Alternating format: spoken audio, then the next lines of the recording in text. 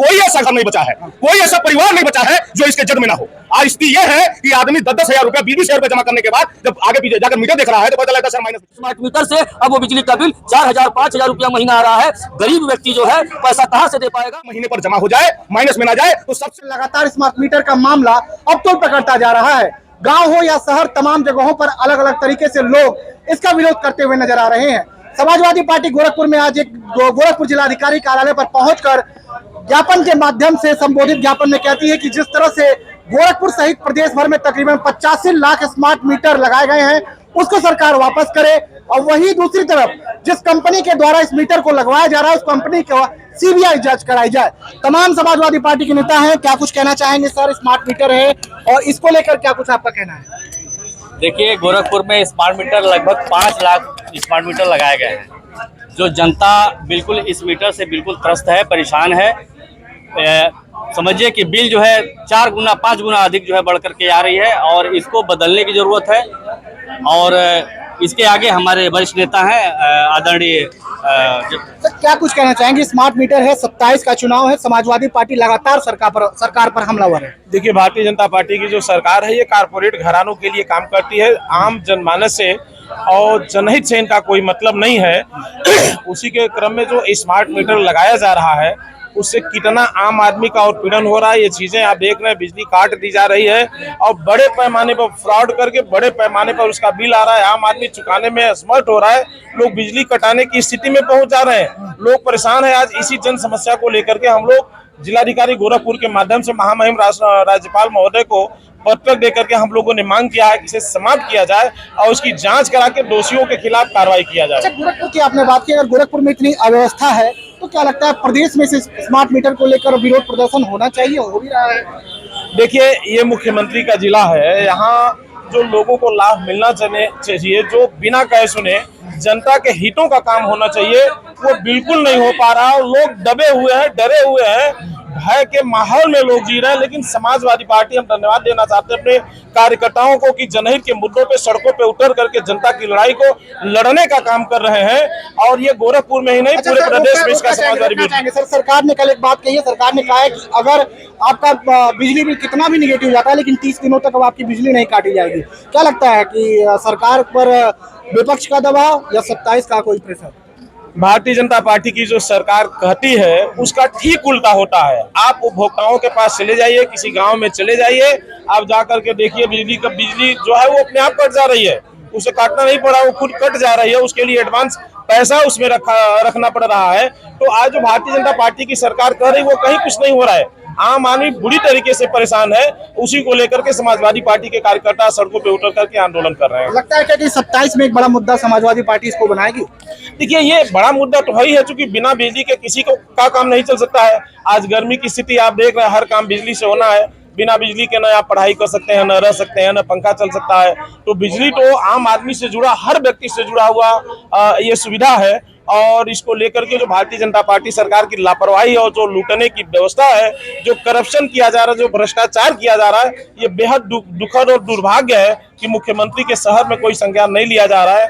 आज हम लोगों को सड़कों पे उतर करके आम आदमी की लड़ाई लड़ने का काम समाजवादी पार्टी के लोग कर रहे हैं। क्या कुछ कहना चाहेंगे sir Samajwadi party smart prepaid meter को लेकर? देखिए, बिजली चेकिंग के नाम पर अवैध वसूली जिस तरह भारतीय जनता पार्टी कर रही है, ये कहीं ना कहीं जनता के लिए ठीक नहीं है और इसको 2027 में भुगतना ही पड़ेगा। जिस तरह जनता को परेशान किया जा रहा है, अवैध वसूली किया जा रहा है, चेकिंग के नाम पर लोगों को बिजली काट दिया जा रहा है।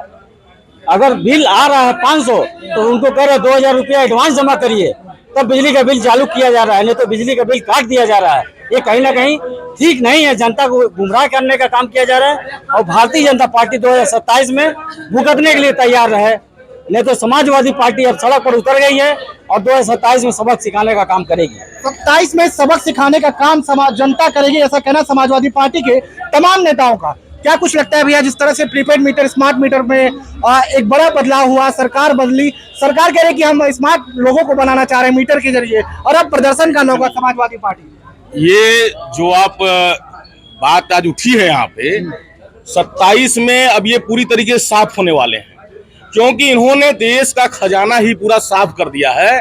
तो सारे जो खर्च हैं वो जनता पर डाल करके, जनता से वसूल करके बस ये अपने आप को सही सिद्ध करना चाहते हैं। चाहे स्मार्ट मीटर का मामला हो, स्मार्ट मीटर इसलिए हम लोग आवाज उठाए हैं कि कोई ऐसा घर नहीं बचा है, कोई ऐसा परिवार नहीं बचा है जो इसके जद में ना हो।